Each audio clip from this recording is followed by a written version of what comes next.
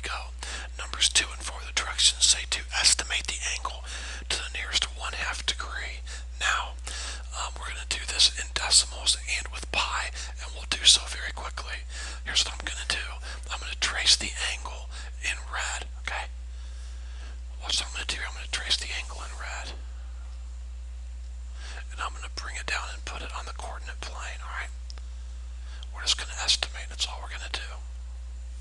Alright, let's pull this out of the way. Alright, let's go like this. And let's put this right down here. There. Now we should be able to do this very easily, guys. The angle goes from here to here. How do I know that? Because it says so right here, look. Right here, okay? Now, let's do it with pi first, okay? I know that here I have pi over 2. And then here's pi. And this is 3 pi over 2. You should have these memorized by now. And this is 2 pi. So, I've gone from here to here's a whole pi. Then another half. So I'm 1.5, okay? Now, think about this for a second. I'm going from here to here, okay? Which is a quarter. Now I'm going to show you how I know that, okay? From here to here is a half a pi, pi over 2.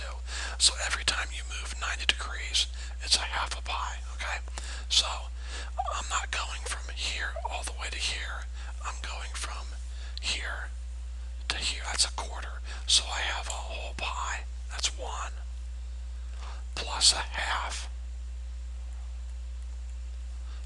plus a quarter, okay? Now, if you add all of those up, you're going to get 1 3/4, okay? 1 plus a half plus a fourth, 1 3/4. And 1 3/4 is 7 over 4. So your answer is 7 pi over 4, okay? Now, if you want to do it in decimals, no problem. Right here would be what? 1.57. This would be 3.14. This would be 4.71. And this would be 6.28. I did this quickly. I believe that's right. That's right. That's right. Yeah, that's right. Okay. So I go from here all the way to here, right here. That's 4.71. Okay. And then we know that every 90 degrees is 1.57. 1.57. 1.57. Every 90 degrees is 1.57. So here's half of 1.57, and that would be about 78.5. I'm going to say 78.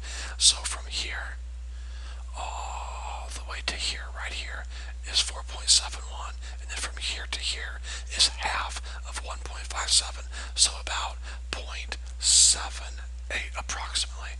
So 9, 4, carry your 1, there you go. 5.49. By the way, I'm going to take my calculator real quick, and I'm going to take 7 times 3.14 right here. 7 times 3.14. And then divide that by 4, and I get 5.495. So this here is the exact same thing as this. And if you're like, well, Mr. Earhart, I could find it in pi, and then type in 3.14 and do all the math and get this. Yes, you could have, and that's fine. I'm just trying to really teach you. I really want you familiar with where these breakdowns are in radians when it comes to decimals and when it comes to radians in terms of pi. Let's try another one, okay? All right, number 4. Now, did you lock it? I'm going to take this angle here and copy it again like I did the other one, okay? And I'm going to pick it up and move it onto the other, onto the coordinate plane. So there we go. Now, notice I'm going from here to here. So I'm not going to number my radians like usual. I'm going to go the other way. I'm going to say this down here is pi over 2, because I'm going this way. And then this is pi. And then keep going. This is 1.5 pi. Or 1.5 pi. Of course, really, we're going to call it 3 pi over 2. And this is 2 pi. So we have from here to here is 1 whole pi. And then from here to here is a fourth of a pi. So I've got 1 whole pi plus a fourth of a pi is 1 1/4. So 5 pi over 4. There we go. 5 pi over 4. Now instead of doing all the decimals like I did calculators and type in 5 times 3.14. Enter, divided by 4, enter, and we'll get 3.93. So, there's one answer in terms of pi, and this is also the same answer in decimal form. I hope this is making sense, guys. You got to know this, okay? All right, numbers. Let me glance at the answer key and make sure we did those correctly. Now, the only thing I did wrong, and I apologize, guys, and I'm glad I'm checking the answers as I go here. The only thing I did wrong is I forgot to put that it's a negative, and I apologize, because we went this direction here. But that's a big deal, okay? It's a negative 5 pi over 4, or negative 3.93, okay?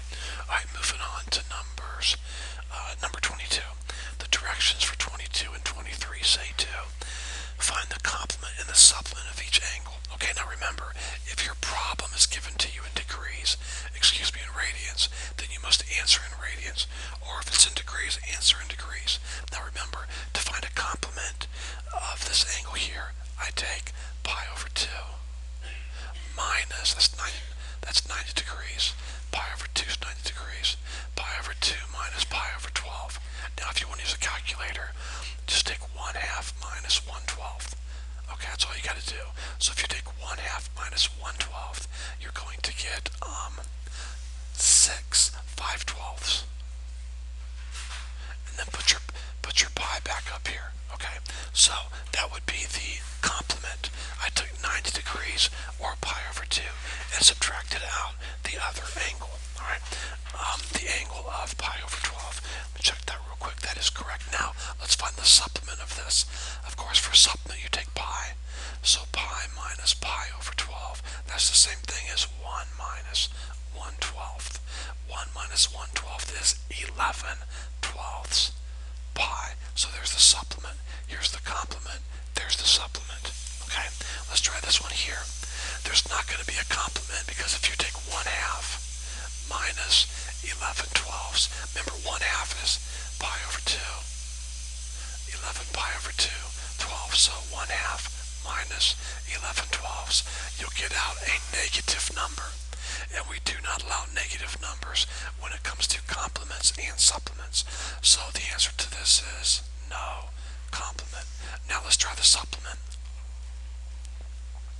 Pi minus 11 pi over 12, which is the same thing as 1 minus 11/12, which is 1/12, which is 1 pi, or just pi over 12.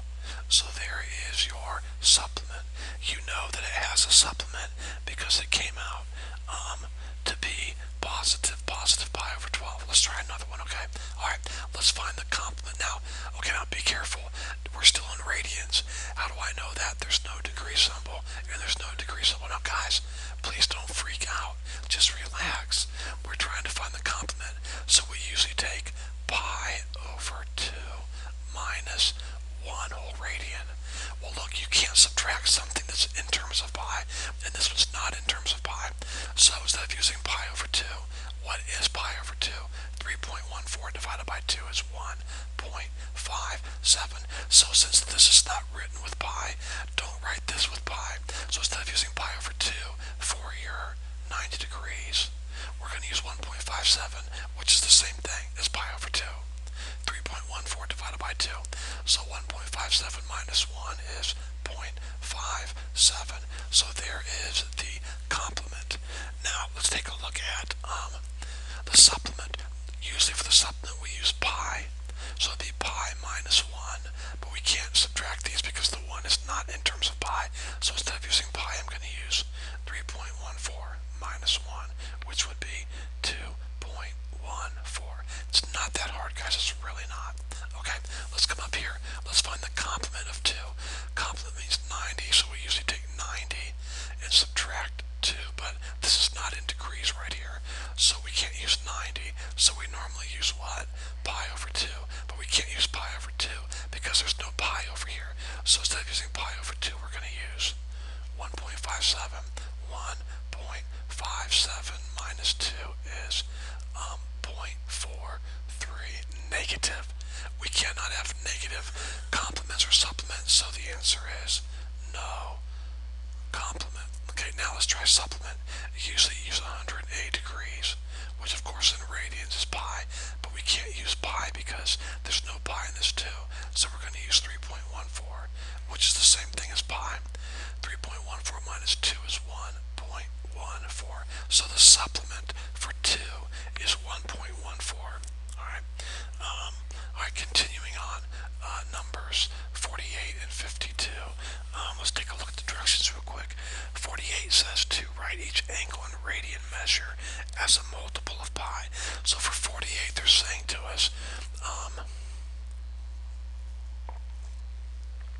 write these two angles in radians in terms of pi. So it's really quite simple. Take your degrees, put it over 1, multiply it by pi over 180.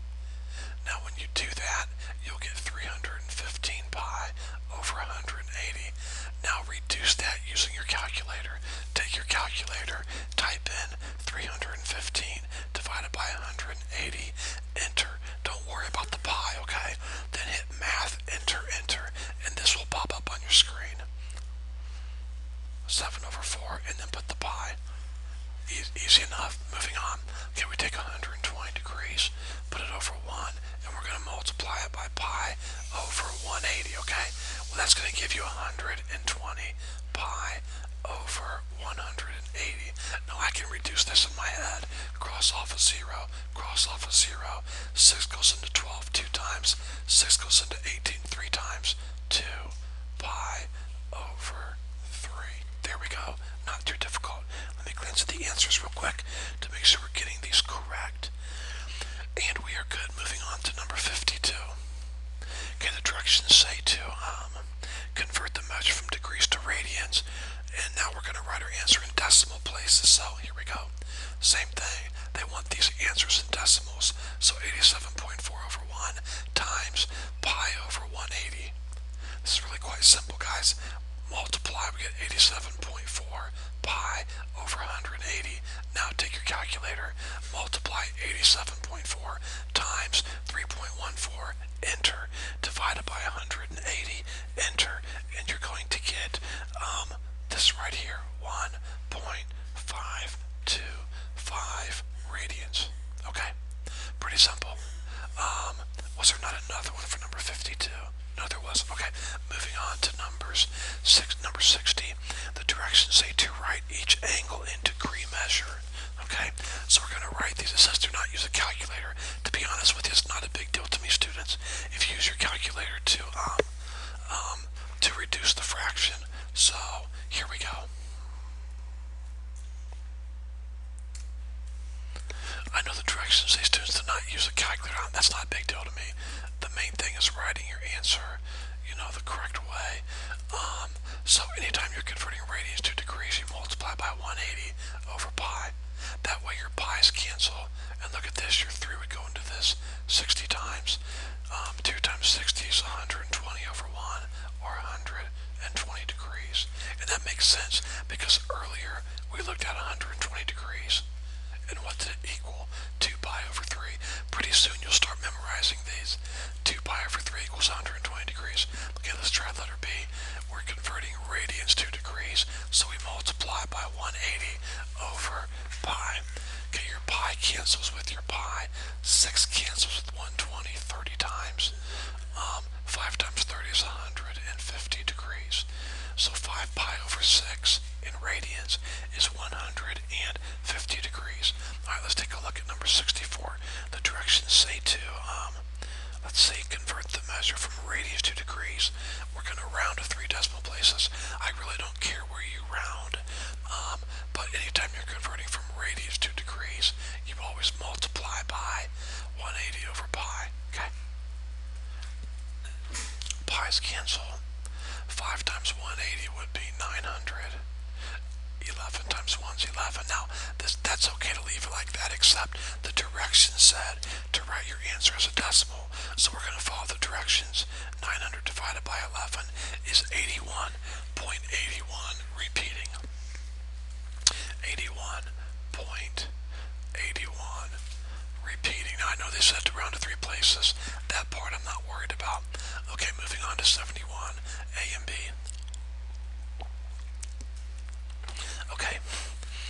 instructions say to convert each angle to decimal degree form. Now, you're welcome to use a calculator, and if you want to use a calculator on this one, we'll do this one with a calculator and this one without a calculator. Okay, with your calculator, you type in 54 on your screen. Type in 54, then hit second, and then your apps button. Your apps button is the second column from the left, third button down from the top. It says APPS. Hit second apps, then hit option 1. When you do, this little circle will pop up right here. Okay? Now, then next, you're going to type 45. And then once again, hit second apps, option 2. And when you do, this little thing right here will pop up. Alright?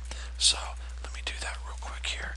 And then hit enter, and this will pop up 54.75 degrees. Okay? Now, let's do this one longhand. I've taught you whenever you're converting decimals to degrees, minutes, and seconds, or degrees, minutes, and seconds to decimals, if there's a negative, forget it. Pretend it's not there. Bring the negative down, and then do everything like you normally would, okay? So, what we have here is 128 degrees plus 30 over 60. Now, if there would have been a number here like 61 seconds, then you would put plus 61 over 100. That's all I need to see when I tell you to show work on a test or a quiz. That's all I would need to see, okay? But in this case, this is all we have. That's all you have to show me. Then with your calculator, type in 128 plus, now 30 over 60 is 1 half, so it's plus 1 half. So 128 plus 1 half is 128.5, but don't forget, you've got to put the negative sign with it, okay? So, there we go, okay? Alright, moving on to number 77. Now we're taking decimal numbers, and we're going to write them in degrees, minutes, and seconds. So here's how I've taught you to do it. We'll do this one with the calculator, and this one longhand, okay? So, with your calculator, you type in 2.5, okay? Pretty simple. 2.5. Then once again, hit second apps, and then option 4. And when you hit option 4, this is going to pop up on your screen, a little arrow like this, and then DMS.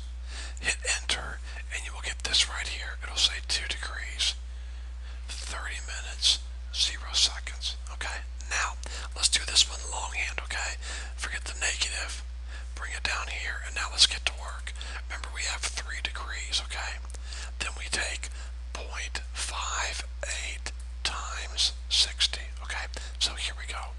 0.58 times 60 gives us 34.8. Okay? Now here's what you do next.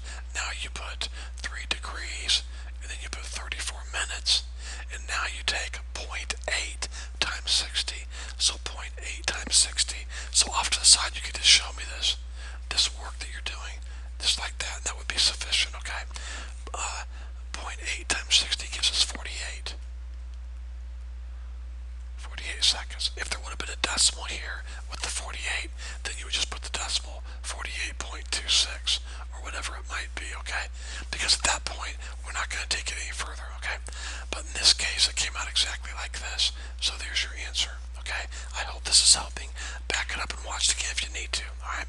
Okay, moving on to number 83. Now the directions for 83. Let me turn over my book here. Hold on 1 second. The directions for 83 say to find the length of the angle in radians. Now, I've given you the formula right there, as you can see. And don't forget, your theta must always be in radians. This is your arc length, this is your radius length, okay? Now, 83 says find the angle in radians. So, here we go. Use your formula. Theta equals arc length of 6. Radius of 5. Well, that's easy, isn't it? So you could say that theta equals 1 1/5, or in other words, 1.2 radians. Don't put a degree symbol. 1.2 radians. Now, on a test or a quiz, I can see me asking you to give this answer in degrees. So remember, anytime that you use this formula, if you put an angle into the formula, it must be in what? Radians. if you use this formula to find the angle, it automatically comes out in what? Radians. So if I would have asked you for this answer in degrees, you use the formula, get out your radians, and then convert that to degrees by multiplying it by 180 over pi, okay? And you get a decimal answer, and that would be the degrees, okay? But anyways, there's your answer. Okay, moving on to number 91.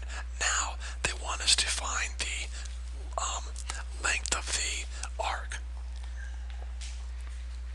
How do I know that? Well, they've given me 15 inches for the radius, 180 degrees for the angle, so I'm left with the arc. Plus, it's kind of funny, the directions say find the length of the arc, okay? So we're looking for the length of the arc when given the central angle and the radius. So here's my formula right here. For theta, I cannot put 180 degrees. Don't do that.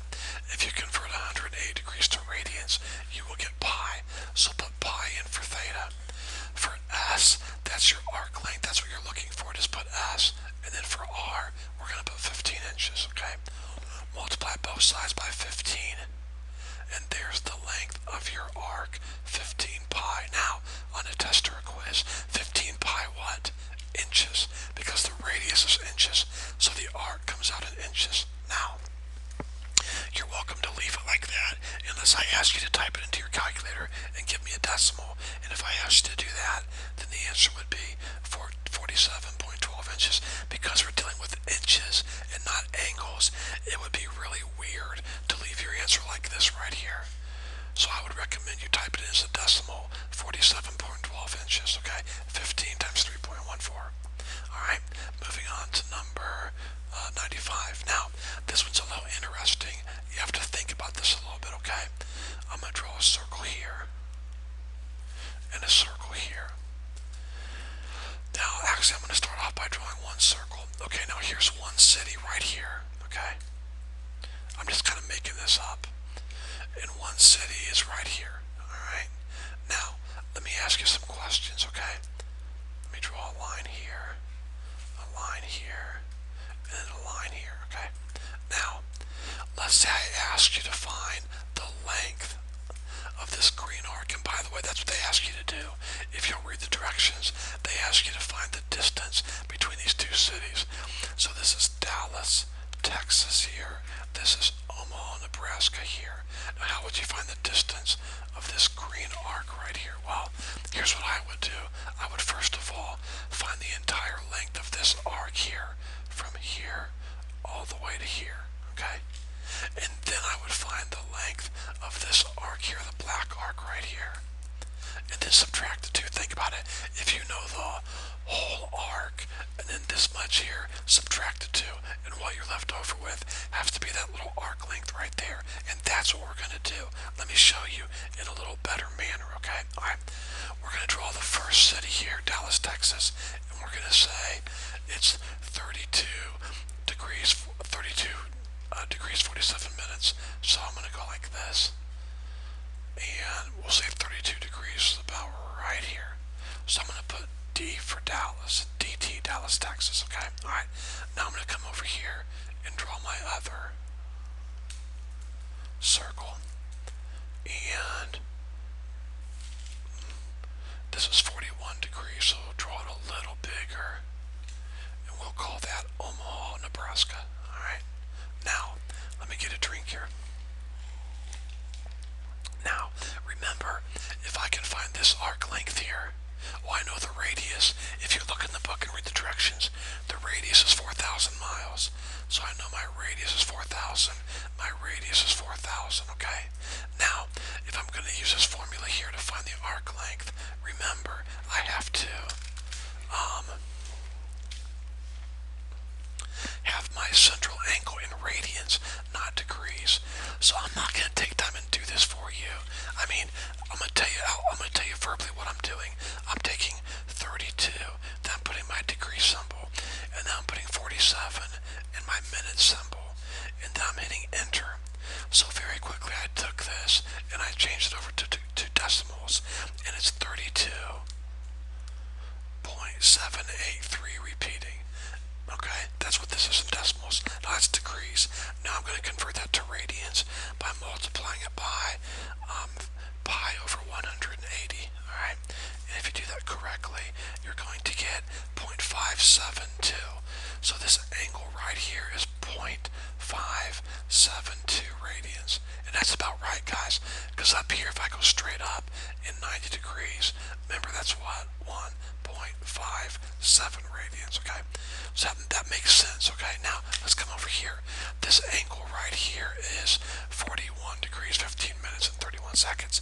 So with my calculator very quickly, 41 degrees, 15 minutes, 31 seconds, enter, and here's your decimal form, 41.259. Now I'm going to convert that over to radians, so times 3.14 divided by 180 gives me 0.72. 0.72. So now I'm so easily set here. I'm going to find this arc length very quickly, okay, by taking, let's see, putting for theta 0.572, and then for my arc length, that's what I'm looking for, and my radius is 4,000. Multiply both sides by 4,000, and I'm going to get 2,288 miles because my radius is in miles. So now I know this blue arc length right here is 2,288. Now let's come over here, okay? Now I'm going to take 0.72 for my radius, or for my radians. And for S, I'm going to leave it S. For my radius, 4,000. Multiply both sides by 4,000, and you'll get 2,880. So this green arc right here is 2,880. Now, think about it. If I picked up this black angle right here and put it over here, it would fall approximately right here. Alright, right here. Right there. So I know the distance from here to here is 2,288. I know the whole distance from here all the way down is 2,880.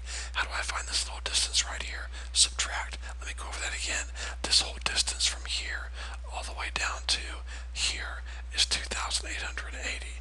And the distance from here down to here is 2,288. Subtract those two, and you will get the correct answer, which is 592 miles. Everything's in miles, and we know that because 4,000 in the directions was 4,000 miles.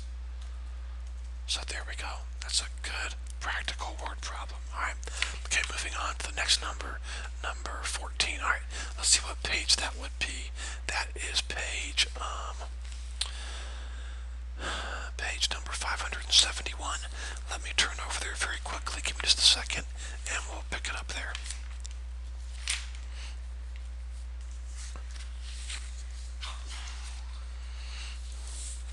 And here we go. Number 14 says, draw a right triangle, find the third missing side, then find all the 5 trigonometric values. So this should be old school to you guys. This is pretty easy. And so here we go. Secant of theta is 6. So really what we're saying is the secant of theta is 6 over 1. Secant is the inverse of cosine. Cosine is adjacent over hypotenuse. This is going to be hypotenuse over adjacent.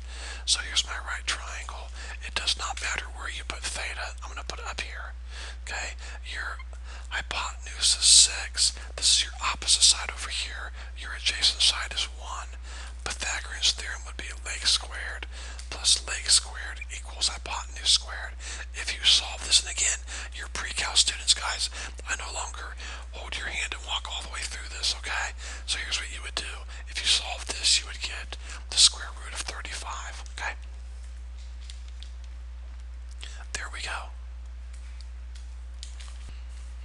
Okay, so here we go, students. Sine of theta would be opposite over hypotenuse, square root of 35 over 6. Cosine of theta would be adjacent over hypotenuse, 1/6. Tangent of theta would be opposite over adjacent. cosecant of theta would be 6 over the square root of 35. Of course, you must rationalize that, so 6 square root of 35 over 35 would be the correct answer. Secant, we already know, is 6, and cotangent would be 1 over square root of 35, which does not work. That would be square root of 35 over 35. There we go. Moving on. Okay, numbers 38 and 30, or number 38 says 2. Let me quickly turn over one page. Number 38 says 2. Use the calculator to evaluate each function. So we shall do that very quickly. Notice we are in degrees, so make sure your calculator is in degrees, please. Okay, alright. And here we go. In my calculator, I'm going to hit cosine. So cosine pops up on the screen like that. Now we're not looking for an angle, so do not hit inverse cosine so that this pops up. Do not do that, okay? Then type in for alpha, or second apps, option 1, and then 50, and then second apps, option 2, and then 15, and then alpha, the plus sign, and you'll have this right here. It'll be 4 degrees, 50 minutes, 15 seconds, and then hit enter, and you will get 0.9964. Okay, 0.9964. Let me check the answer book real quick to make sure we are accurate on that. And we are. Okay, now let's try this one here. Now remember, we don't know the secant of this, okay? We do not know the secant of this. I mean, we don't have a secant button on our calculator, so use the inverse of secant, which is cosine. So hit cosine, and then 4 degrees, 50 minutes, 15 seconds, hit enter. Of course, we've already done that over here. It's the same thing, and you'll get 0.9964378788. Then hit your inverse button. Now that's on the left side of your calculator. Fourth button down from the top, it looks like this. Okay, hit that button, and then what'll happen is it'll say on your screen, answer to the -1. Hit enter, and you'll be all set. You'll get the correct answer, 1.0036. Okay, so make sure that you know how to do these. When you don't have a button on your calculator like secant, cosecant, or cotangent, please make sure you know how to do these. Okay, all right. Moving on. If you have to, go back and watch those again. All right, number 49. The directions say to find each value of theta in degrees and radians. So here we go. Notice we're looking for an angle here. So we hit second sine, and then type in 0.0145. Now we should be in degrees right now because we've been in degrees, okay? And so what you're going to get out is 0.83 degrees. Now go into your mode. Top button, second from the left, hit mode, go down to radians, and actually don't do that. Stay in degrees. Stay in degrees. Let's come over here and find this answer in degrees. So we're still in degrees. Hit second sine, and then type in 0.4565. Now we're hitting second sine because we're looking for an angle. Okay, hit enter on this, and you're going to get approximately 27 degrees. Okay, now change your calculator mode over to radians. Got it? Go up to mode, go down to radians, highlight it, and then come out. Now type inverse sine of 0.0145, and you will get out approximately 0.015 radians, because 0.83 degrees is the same thing as 0.015 radians. Now, same thing over here. You're already in radians, so hit second sine, and this will pop up, and then type in 0.4565 and hit enter, okay? And if you do that correctly for the radians, you will get out 0.474, because 27 degrees is the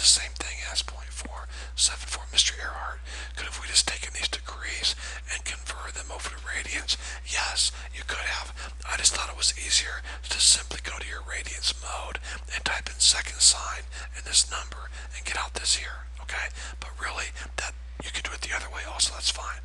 Alright, now, these trig identities are really tough and I know that, okay? So we'll do the best we can on these. There's no set way to teach these. There's no step-by-step pattern I can give you, okay? So what you're going to have to do is just kind of think.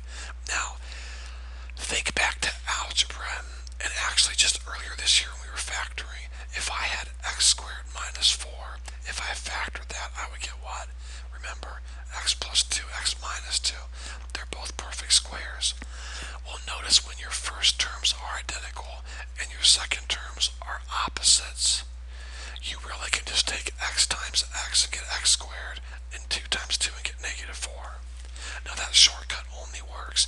Usually you gotta take x times x times 2, 2 times x, 2 times 2. But the shortcut I just showed you only works when this term here matches this term here exactly. And this term here is the exact opposite of this term here.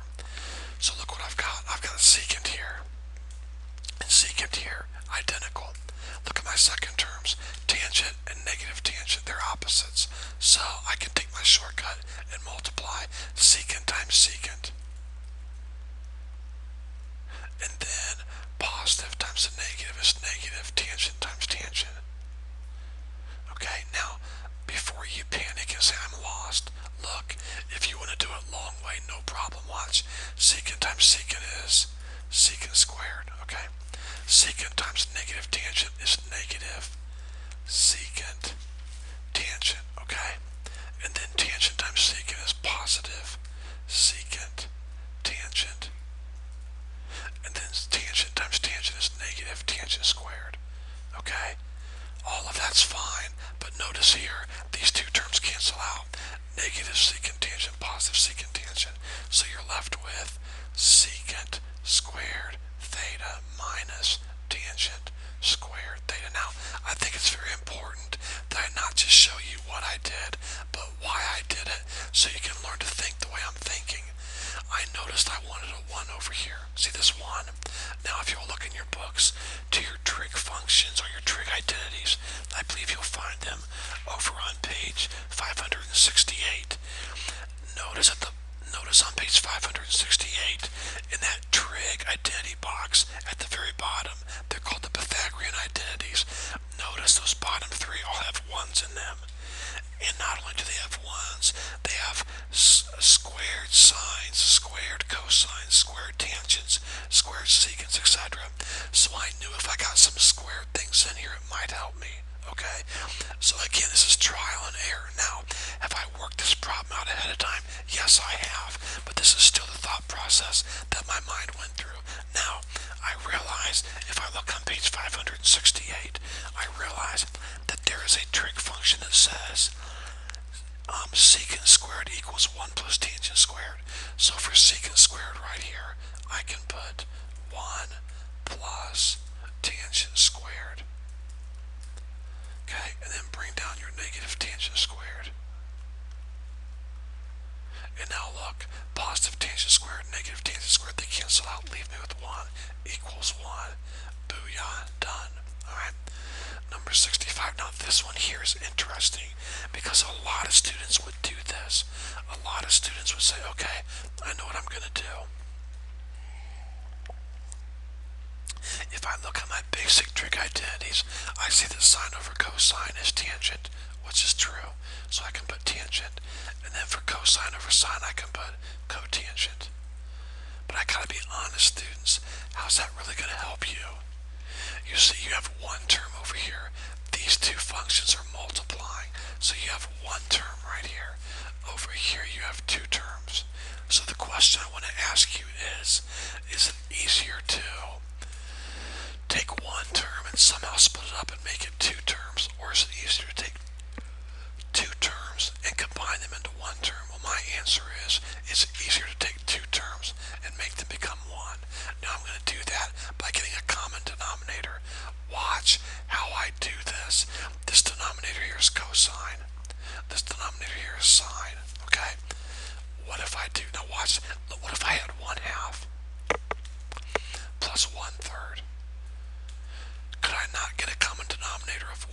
6. Isn't that right? Do you see that okay? Well, instead of putting 6, what if I put 2 times 3 instead of 6? That'd be okay, wouldn't it? Would that be okay with you guys? Sure it would be. Same thing. And then you would say, okay, I multiplied the 2 right here by 3, so I must multiply the top by 3 also. And you get out 3/6. Same thing. Okay, I multiplied this 3 right here by 2, so I must multiply the 1 by 2 also. And I get out 2/6. Then I have 3/6 plus 2/6. I have a common denominator, okay? Well, notice how I start off with a 2 and a 3, and I put them side by side. Now you're not used to seeing it that way, but that's basically what you're doing, okay? I'm going to leave that there for you guys to look at. Let's apply that up here, just like I took 2 times 3 and put them side by side. Let's do that with cosine and sine. So cosine theta, sine theta, there's one denominator, plus cosine sine. Got it? Now, what did I multiply cosine by? Sine. So I must also multiply it by the top. So I have sine theta times sine theta. Now, what did I multiply the denominator by? Down here, cosine. So you must also multiply the top by cosine. So I have a cosine already times a cosine. Equals, I'm not going to bring all this down, just put an arrow. Now, sine times sine is sine squared. Cosine times cosine is cosine squared. Got it? Now, come down to your example down here. When you add two fractions together, do you add the denominator? No. Your common denominator, 6 and 6, stays the same. You just add the top. Same thing here. Add these two fractions together. Your denominator stays the same. Cosine theta, sine theta. And then add your numerators. You have sine squared theta plus cosine squared theta. Alright, equals this here.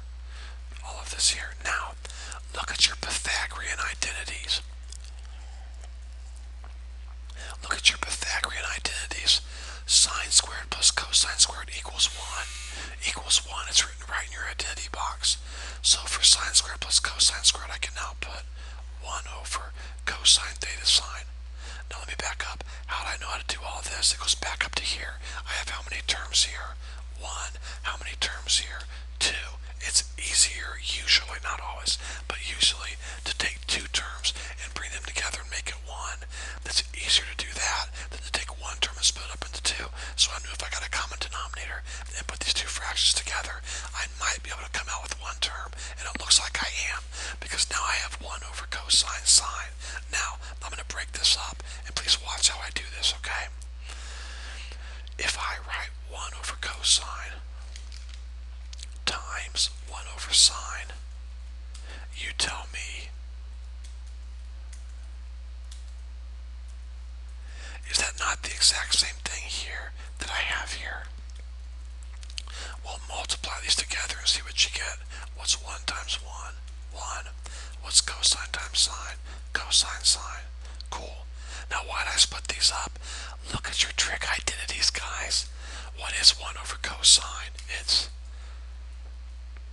secant. What is 1 over sine? Cosecant. And that's good enough on a test or a quiz.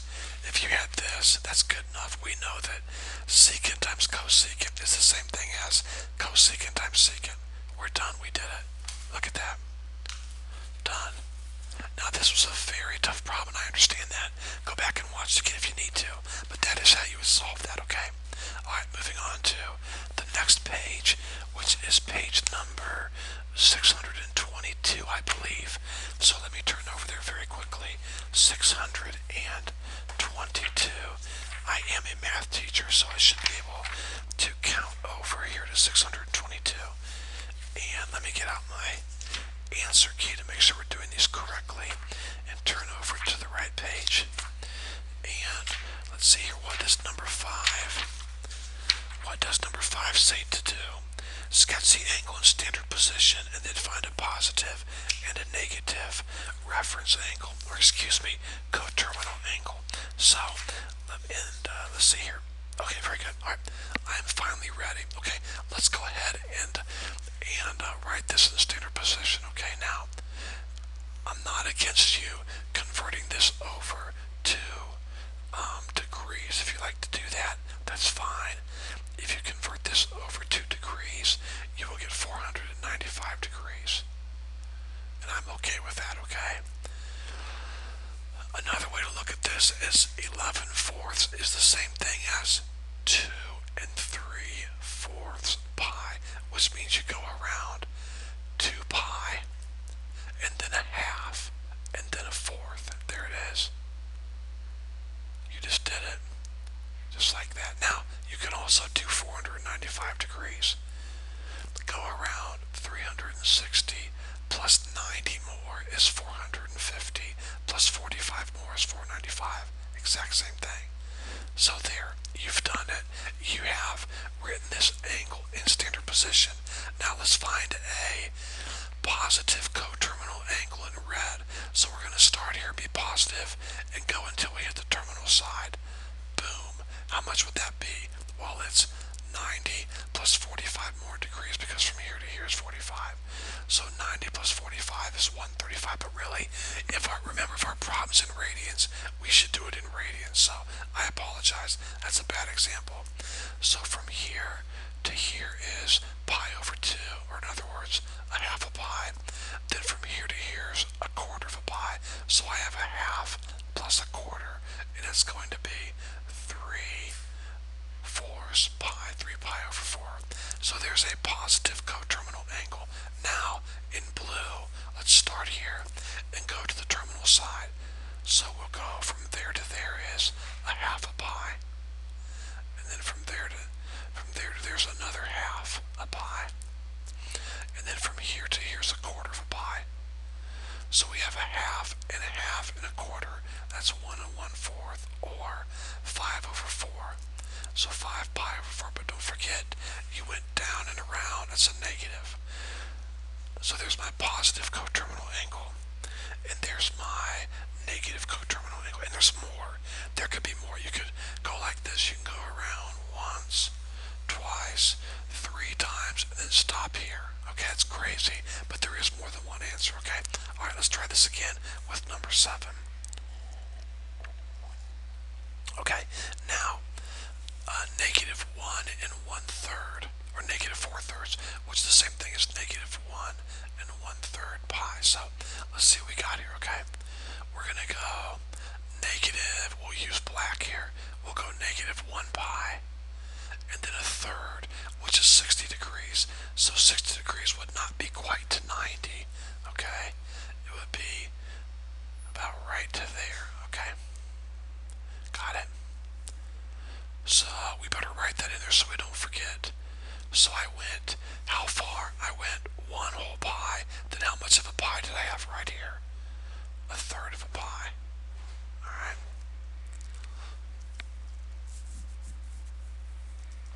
Now, with that in mind, let's go ahead and find a negative and a positive coterminal angle. Alright. Now, let's start with red. Let's find the positive first, okay? Now let's be this is going to be really confusing. We better take care of this right now. I told you 1/3 pi. I better put a little pi here. 1/3 pi is the same thing as what? 60 degrees, got it. So if that's 60, then this little bit here has to be what? 30, because this whole angle's 90 right here. So 90, if this is 60 right here, this has to be 30. If that's 30, that's the same thing as pi over 6. And you can find that on your own by converting 30 degrees over to radians. You'll get pi over 6.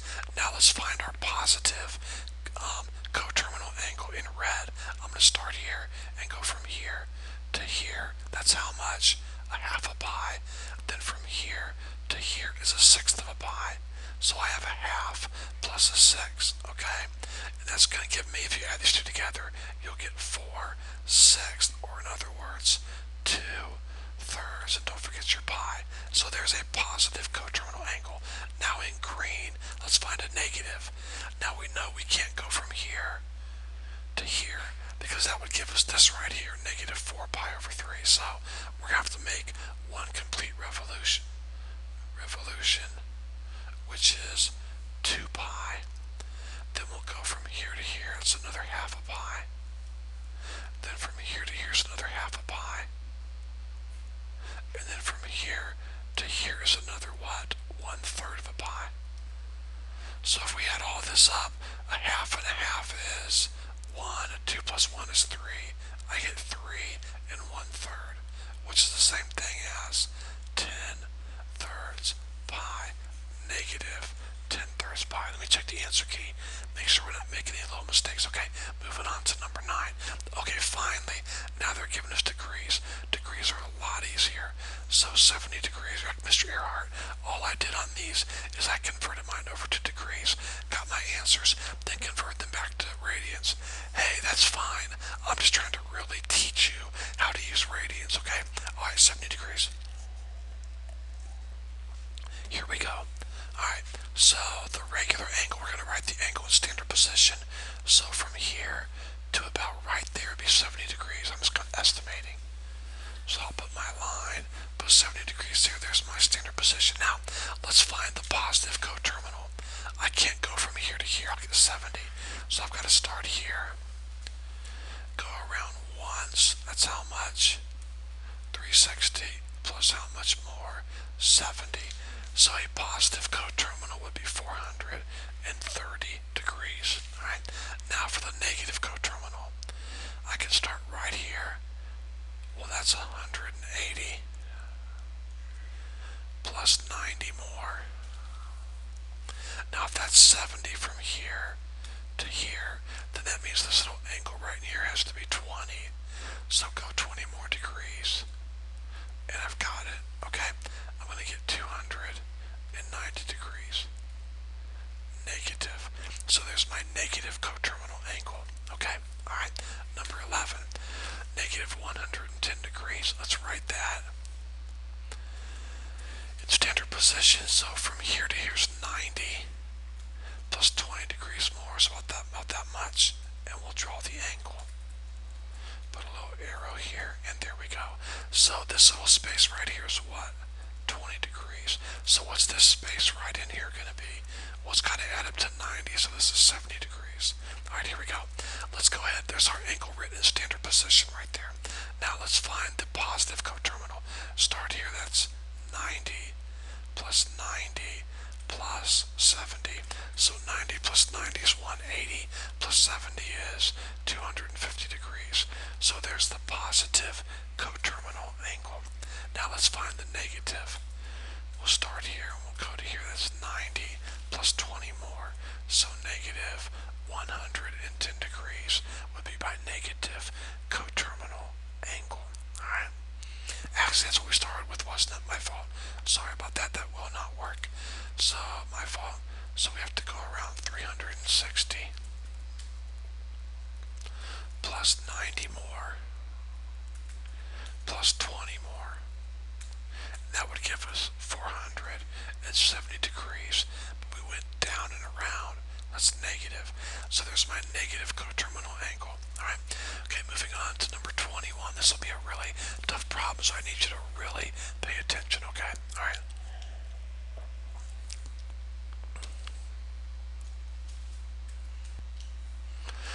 Okay, students, in question A, we're looking for angular speed. In question B, linear speed. So I think it'd be very wise to put our two formulas up here.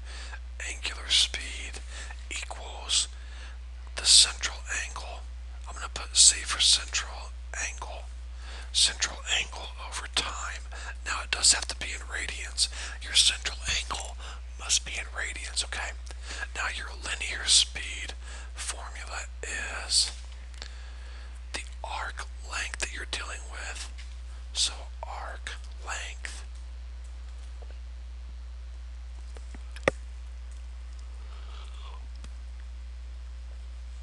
divided by time.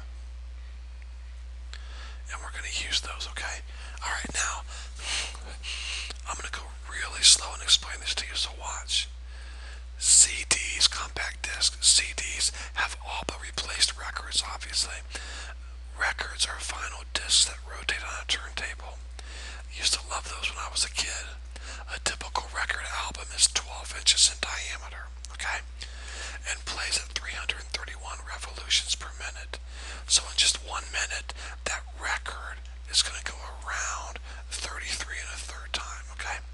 Now, what is the angular speed of the record album? Well, guys, look, all we have to do is find the central angle and the time that it takes to move during that central angle, and we're all set. Now, if you're thinking like me, you're like, Mr. Earhart, excuse my grammar, there ain't no central angle. Well, now hold on a second. Here's my record, okay? If it starts here and the record rotates one time, that's a central angle. It is. Sure it is. Here's my line. It starts here and goes around once. So I'd have a central angle of 360, or of course, you have to use pi. So I'd have to use 2 pi, but I definitely have a central angle. So students, you can definitely do that, and you need to do that, okay? That will be your central angle. So you're going to say it rotates once. So my central angle is, here's my, that's not an L, that's an angle symbol like this. So my central angle is 2 pi. Gotta have it in radians, okay? Now, your time. Now think about it. When I say time, your central angle has to match your time. In other words, if I'm going to say I make 1 revolution, and that's my angle, then my time has to be the time of what? 1 revolution. Do you see that? They have to be the same, guys. If I'm going to say my central angle's 90 degrees, okay, that's fine. I can say my central angle's 90, or in other words, pi over 2. I can do that. But if I do, then I find the time that the record went from here to here, right here, because that's the angle I'm dealing with. Do you see that? So I've chosen to use 360. Could have I used 90? Yes, but 360 is easier because we're dealing with the whole record, okay? So my angle's 360. Now, how much time does it take the record to turn 1 revolution? Are you kidding? I have no idea. 33 and a third revolutions is 1 minute. So let's use a little ratios here. Think about it, guys. I can find the time that it takes. By the way, here's my time right here. I'm looking for time, right? I've got my central angle right here. I'm looking for time. Once I have that, I'm home free. Okay? So I know I do 33 and a third what? Revolutions. Put an R there per 1 minute. How do I know that? Right here. 33 revolutions per minute. Let's use ratios. I want to know how long it takes to do 1 revolution. Alright, so I'll put an X here. So in 1 minute, I do 33 and a third revolutions. In X minutes, I do 1 revolution. That's called using ratios, okay? 33 and a third revolutions in 1 minute. 1 revolution in X minutes. Cross multiply 1 times 1 is 1. 33 and a third times X would be, I'm going to put 100 over 3. Because 33 and a third is really 100 over 3. Okay, so there we go. So 1 times 1 is 1. 33 and a third times X is 33 and a third X, or 100 over 3X.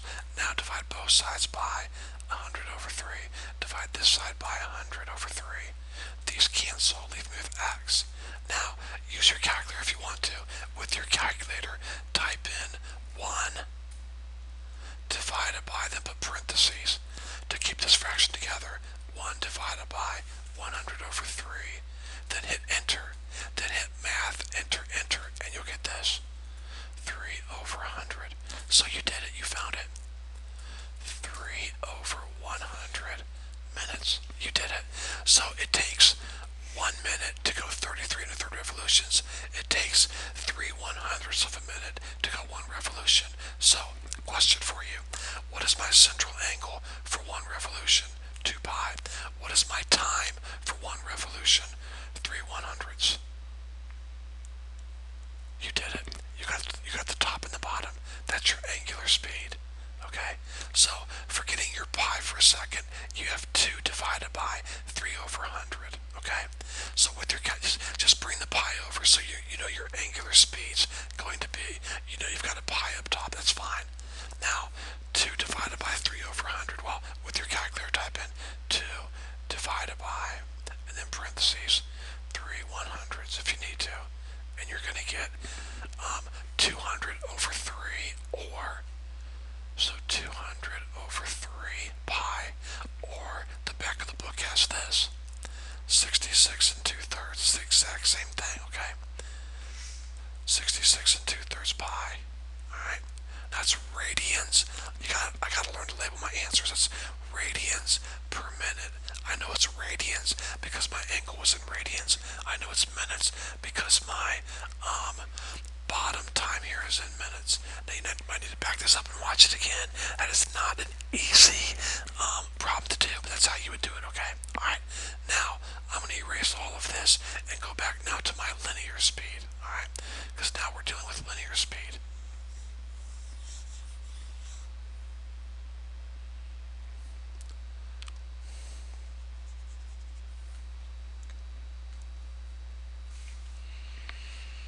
Alright, here we go.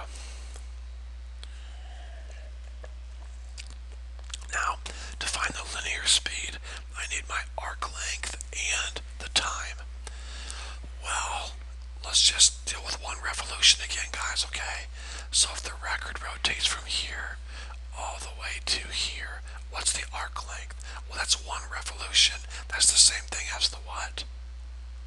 Circumference, isn't it? Sure it is. How do you find the circumference of a circle? Pi d. What's the diameter? 12. So put 12 in for d and you have 12 pi. So booyah, just like that, I found out the length, the arc length of one revolution. 12 pi. Now, what's the time of one revolution? I already found that a second ago, didn't I? I forget what I got. Was it 3 over 100? Remember, if it does 33 1/3 revolutions in a minute, then one revolution takes 3 100ths of a minute. So there we go. So, my linear speed. Now this, by the way, sorry guys, remember, let's go back. When I found my circumference, that was going to be in inches. Right? That's my circumference is in inches. I take 12, my diameter, inches, times pi, so this is inches. So I have inches per minute. That's my speed, inches per minute, okay? So, just bring your linear speed. Just bring your pi over. Bring your pi over, and then take 12 divided by 3 over 100. So 12 divided by 3 over 100, okay? Which would give you, let me look in the book here, I believe 400 pi. I believe that 12 divided by 3 over 100, 12 divided by 3 over 100 is 400 pi. So 400 pi inches per minute. Let me look in the book and make sure that's correct. Make sure I've not made any little mistake somewhere, which is easy to do sometimes. Okay, their answer is yes, 400 pi inches per minute, exactly. Now, if you took 400 times 3.14 and wrote this for your answer,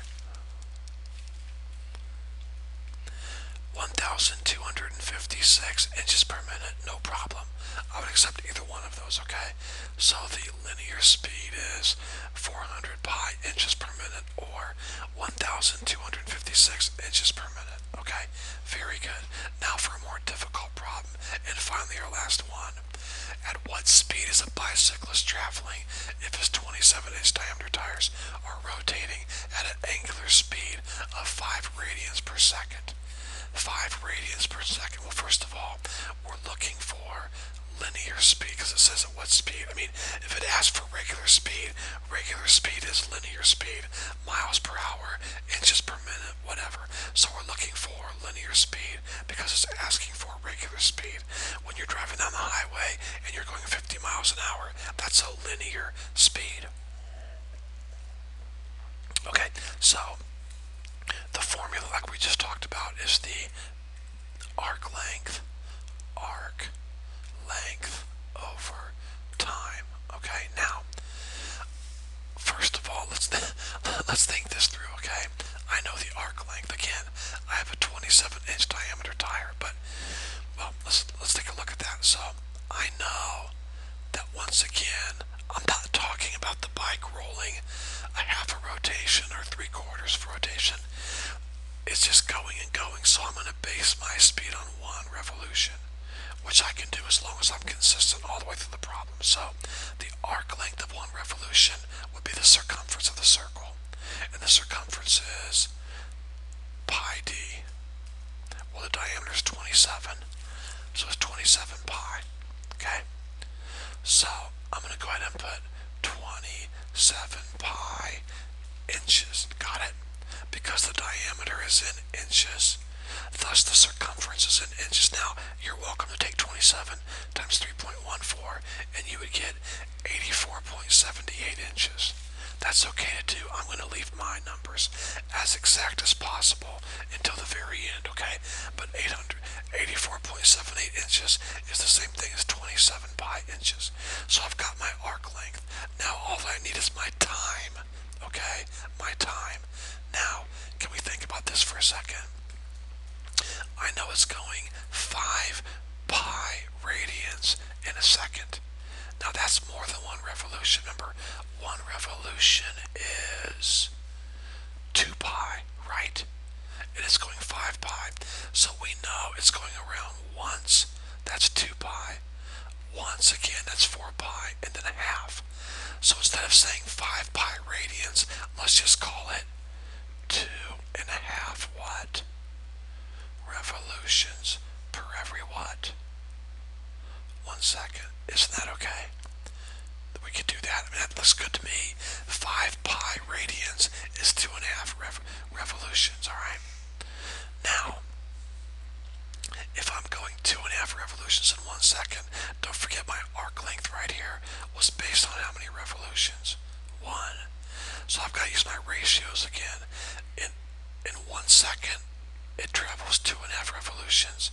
So in how many seconds is it going to travel 1 revolution? Okay. Now 2.5 times x would be 2.5x. And 1 times 1 is 1. Now guys, you should be able to use your calculators by now and type in 1 divided by 2.5 and then hit math, enter, and you'll get 2/5. So 1 divided by 2.5 is 2/5. So let's see if that makes sense. Looks good to me. 2/5 seconds. Okay, 2/5 seconds. So in 1 second it goes 2.5 revolutions. In 2/5 seconds it goes 1 revolution. So I've got my time now. Guys, I'm doing great. I have my arc length. I have my time. 1 arc revolution is 27 pi inches. The time for 1 revolution is 2/5 seconds. Man, I'm cruising. But here's the problem. You've got to put your answer in a normal measurement. You don't, never do you say the bike's traveling so many inches per second. It's always what? Be honest. Miles per hour. So we gotta convert this all the way to miles. And we gotta convert this right here all the way to hours. So let's break out our calculators. Let's do this very quickly, okay? Now we're going to go ahead and break this down to decimals. So 27 times 3.14 gives me 84.78. Got it? Now let's change it from inches to feet. How do you go from inches to feet? You divide by 12, right? There's 12 inches in 1 foot. If you're going from feet to inches, you would multiply. We're going from inches to feet, so we divide. So take 84.78 divided by 12, and you'll get this right here, 7.065 feet. Now we gotta convert that to miles.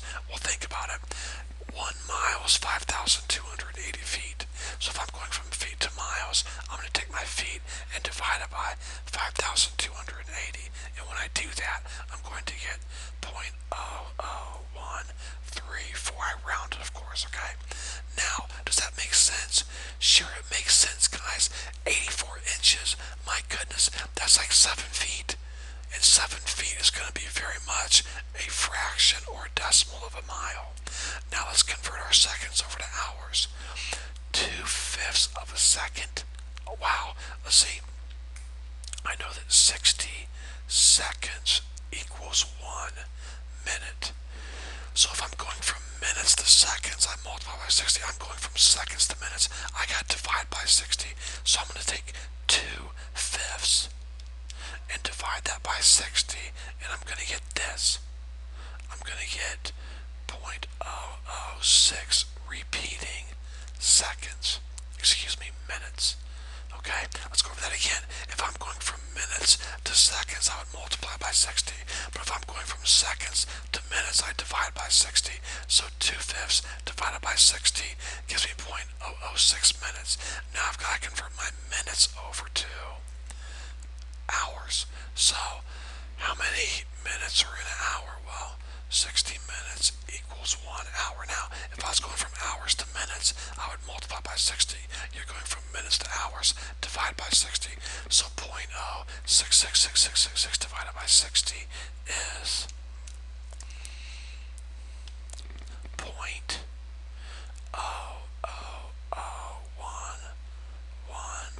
Repeat. Now, your calculator probably said this. It probably said 1.1, had a bunch of ones, then it said e to the -4. That's just scientific notation for 1.1 times 10 to the -4. That's all that it means, okay? So move your decimal 3 places to the left because it's a negative exponent. 1, 2, 3. That's 0.01123 One more. Move your decimal 4 places. 1, 2, 3, 4. 0.00011. And that's what I have here. Now if you'll divide those two numbers, you'll finally have the correct answer.